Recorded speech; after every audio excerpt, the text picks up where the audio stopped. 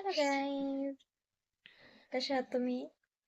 Actually मी आज मस्त ready झाली आहे. रेडी होण्याचं रिझन असं आहे की मला ऑर्डरला जायचं आहे, कारण मी मेकअप आर्टिस्टसुद्धा आहे. सो आज मला ऑर्डर असल्यामुळे मी आवरून रेडी झाली आहे आणि लांब असल्यामुळे आमचे साहेब माझ्यासोबत येतात आहे.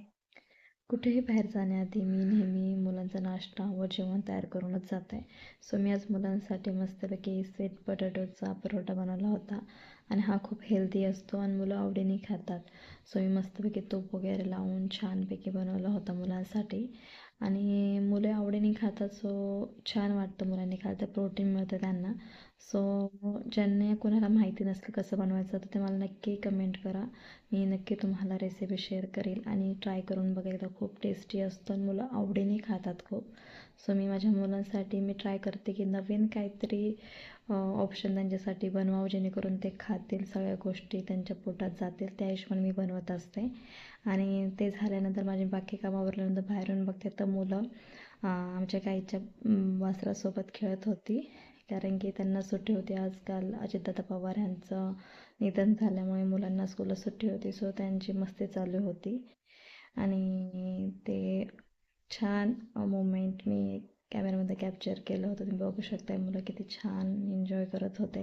त्यानंतर आम्ही निघालो जाण्यासाठी ऑर्डरला आणि लांब असल्यामुळे ते माझ्यासोबत होते आज, कारण की खूप लांब होतं.